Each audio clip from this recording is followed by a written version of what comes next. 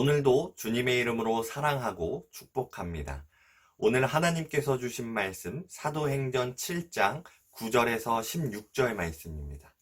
사도행전 7장 9절에서 16절 말씀 제가 대표로 봉독하겠습니다. 여러 조상이 요셉을 시기하여 애굽에 팔았더니 하나님이 그와 함께 계셔 그 모든 환난에서 건져내사 애굽 왕 바로 앞에서 은총과 지혜를 주심에 바로가 그를 애굽과 자기 온 집의 통치자로 세웠느니라. 그때 애굽과 가나안 온 땅에 흉년이 들어 큰 환난이 있을세 우리 조상들이 양식이 없는지라. 야곱이 애굽에 곡식이 있다는 말을 듣고 먼저 우리 조상들을 보내고 또 재차 보내매 요셉이 자기 형제들에게 알려지게 되고 또 요셉의 친족이 바로에게 드러나게 되니라. 요셉이 사람을 보내어 그의 아버지 야곱과 온 친족 75사람을 청하였더니 야곱이 애굽으로 내려가 자기와 우리 조상들이 거기서 죽고 세겜으로 옮겨져 아브라함이 세겜 하몰의 자손에게서 은으로 값주고 산 무덤에 장사되니라. 아멘. 아브라함에 대해 말하던 스데반은 이삭과 야곱을 잠깐 언급한 후에 요셉의 이야기로 넘어가고 있습니다. 요셉과 관련해서 나눌 이야기가 많지만 그 중에서도 오늘 본문의 의도와 최대한 맞게 요셉에 대해 살펴보기 원합니다.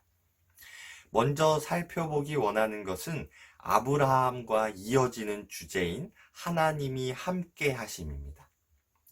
7장 2절을 볼 때 창세기를 세밀하게 읽어보신 분이라면 고민을 하게 하는 구절이지만 그 말씀을 보면 하나님은 아브라함이 하란에 있기 전 메소보다미아에 있을 때 고향과 친척을 떠나 내게 보일 땅으로 가라 라고 말씀하셨습니다. 또한 땅도 후손도 없는 그에게 가나안 땅을 후손에게 주신다고 약속하셨고 후손이 400년 동안 괴로우며 후손을 괴롭게 한 나라를 심판하신다라고 말씀하셨습니다. 그리고 언약의 표징인 할례를 주셨습니다. 우리는 이 말씀을 통해 아브라함을 인도하시고 언약의 표징을 주신 하나님을 발견했고 하나님을 성전에만 국한시키려 했던 유대인들을 혼쭐 내는 스데반의 모습을 이미 살펴보았었습니다. 그런데 앞서 말했듯이 이 주제는 요셉의 이야기와 이어지고 있습니다. 오늘 본문 모든 곳곳에는 요셉과 함께 하신 하나님을 발견할 수 있습니다. 여러 조상, 즉 요셉의 형제들은 요셉을 시기했고 그를 애굽에 팔아버렸습니다. 그러나 하나님이 요셉과 함께 하신다 말씀하고 있습니다. 하나님은 그를 종의 신분, 감옥에 갇힌 신세에서 건져내셨고 은총과 지혜를 주셔서 애국과 자기 집의 통치자로 세우셨습니다. 요셉은 시기를 받아 애굽에 팔렸지만 하나님은 그를 극한의 흉년 속에서 애굽과 또 그 주변에 살고 있는 사람들 그리고 요셉의 집을 지키셨습니다. 14절을 보면 75의 친족 사람을 청하였다라고 말씀하고 있습니다. 이는 실상 이스라엘 민족을 구했다라는 것을 우리는 알 수 있습니다. 하나님은 아브라함과의 약속을 항상 기억하고 계셨고 그 계획을 이루어 나가고 계십니다. 그런데 이 모든 역사는 성전에 갇혀 계신 하나님이 아니라 오늘도 계시고 어제도 계신 또 내일도 계신 시간과 공간을 초월하여 계신 전능하신 하나님이 하셨습니다. 그리고 무엇보다 아브라함, 이삭, 야곱, 요셉, 모세, 그리고 다윗, 솔로몬 그 외에 더 많은 후손들을 지나 약속대로 모든 민족에게 복을 주시는 우리의 구원자 예수 그리스도께서 오셨습니다. 요셉은 한 민족을 구했지만 예수님은 십자가의 피 흘리심으로 그를 믿는 자 모두를 구원하셨습니다. 오늘 본문을 통해 그 놀라운 은혜와 사랑을 발견하기를 소망합니다. 두 번째로 스데반은 한 가지 메시지를 더 전하고 있습니다. 9절의 말씀을 한 번 더 읽겠습니다. 여러 조상이 요셉을 시기하여 애굽에 팔았더니 하나님이 그와 함께 계셔.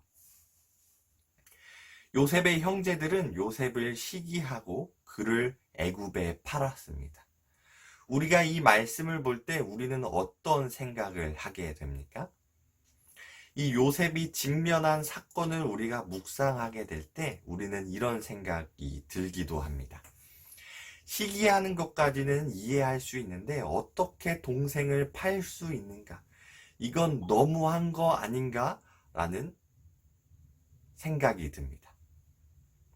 이 생각은 우리만 한 것이 아니었습니다. 이 말씀을 읽은 장로와 서기관, 대제사장도 마찬가지였습니다. 구약 성경을 너무나도 잘 알고 있는 이들은 요셉이 시기를 받아 애굽에 팔리는 말씀을 읽을 때 무슨 생각을 했을까요? 하나님에 대해 또 핍박받는 요셉에 대해 묵상했을 것입니다. 그리고 그들의 반응은 마태복음 23장 30절에 기록되어 있습니다. 만일 우리가 조상 때에 있었더라면 우리는 그들이 선지자의 피를 흘리는데 참여하지 아니하였으리라 하니. 예수님이 서기관들과 바리새인들을 향해 화 있을진저라고 말씀하시면서 그들이 했었던 말을 인용하고 계십니다. 이들은 핍박받는 자들의 말씀을 읽으면서 뭐라고 말했냐면, 만일 우리가 조상 때에 있었다면, 그 과거에 그때에 우리가 있었다면 우리는 선지자들, 의인들을 핍박하고 죽이는 일에 참여하지 않았을 것입니다 라고 말하고 있는 것입니다. 그러나 그들이 실제로 보여준 모습은 어떤 모습입니까? 사도행전 7장 52절의 말씀입니다. 너희 조상들이 선지자들 중에 누구를 박해하지 아니하였느냐? 의인이 오시리라 예고한 자들을 그들이 죽였고 이제 너희는 그 의인을 잡아준 자요 살인한 자가 되나니. 스데반은 지금 자신을 향해 하나님과 율법을 모독한 자라고 비판하고 있는 그들에게 너희들은 선지자들, 의인들을 핍박한 조상들을 보면서 그 말씀을 읽으면서 우리가 만약 그때에 있었더라면 우리는 그러지 않았을 텐데 라고 말하지만 너희들은 의인, 즉 예수님을 잡은 자요 예수님을 살인한 자가 되었다 라고 말하고 있습니다. 그리고 더 나아가 복음을 전하고 있는 자신을 핍박하는 그들의 모습을 되돌아보게 하고 있습니다. 오늘 말씀을 통해 깨닫게 되는 것이 무엇일까요? 오늘도 역사하시고 인도하시는 하나님을 발견할 수 있습니다. 요셉은 시기를 받아 애굽에 팔리는 신세가 되었으나 그는 한 민족을 구하는 인물이었고 예수님도 시기와 모함 속에서 십자가에 못 박히셨지만 그 흘리신 피로 한 민족을 넘어 그를 믿는 모든 자들을 구원하셨습니다. 또 말씀을 보면서 나는 안 그랬을 텐데 라고 말하지만 자신들도 똑같은 잘못을 저지르고 있는 사람들을 발견하게 됩니다. 혹시 이 모습이 우리의 모습은 아닌지요?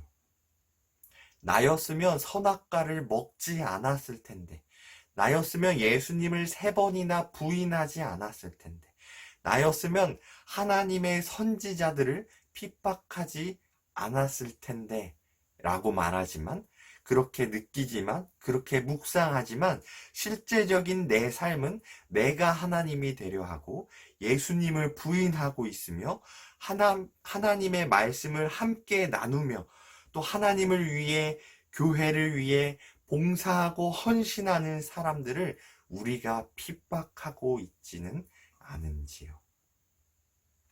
오늘도 하나님의 놀라우신 사랑과 죽기까지 순종하신 예수 그리스도의 마음을 기억하고 말씀을 과거에 있던 일로 가두는 것이 아니라 오늘 우리의 삶 가운데 적용하고 실천하는 저와 성도님들의 삶이 되길, 하루가 되길 간절히 기도합니다. 기도하겠습니다. 사랑의 하나님 아버지, 감사합니다. 오늘도 하나님의 사랑을 묵상합니다. 죽기까지 순종하신 예수님의 마음을 기억합니다. 묵상하고 묵상할 때마다 그 사랑이 더 풍성해지며 바다를 먹물 삼아도 다 기록할 수 없는 하나님의 사랑을 발견합니다. 오늘도 그 사랑을 묵상하게 하심에 감사합니다. 우리가 어떤 행위로 구원받고자 노력하는 것이 아니라 하나님의 사랑을 깨닫고 그 사랑에 감사하여 우리의 마음으로 또 몸으로 그 사랑을 드러내는 자들이 되게 하여 주시옵소서. 성경에 기록된 말씀을 읽을 때 잘못을 범하고 있는 자들을 단순히 평가하고 비난하는 것이 아니라 이 모습이 나의 모습이 아닌지 되돌아보게 하여 주시고, 모든 성경 말씀이 과거에 있었던 역사적 사실에 그치는 것이 아니라 오늘 나에게 적용되고 실천되는 말씀이 되게 하여 주시옵소서.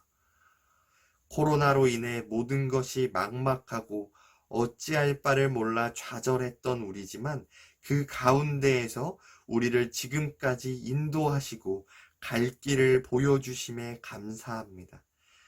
앞으로 어떤 문제가 또 생길지 알 수 없으나 그 가운데에서 세상이 말하는 방법을 쫓기보다는 하나님께 지혜를 구하고 그 지혜로 문제들 앞에 당당히 나아가게 하여 주시옵소서.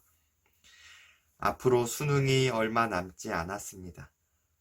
수능을 준비하고 있는 학생들 있사오니 한 명 한 명을 기억하여 주시고 그 모든 과정이 공부의 결과를 내기 위한 목적이 아니라 하나님의 비전을 발견하는 시간들이 되게 하여 주시옵소서. 사랑합니다. 감사합니다. 오늘도 우리를 구원하신 예수 그리스도의 이름으로 기도드립니다. 아멘.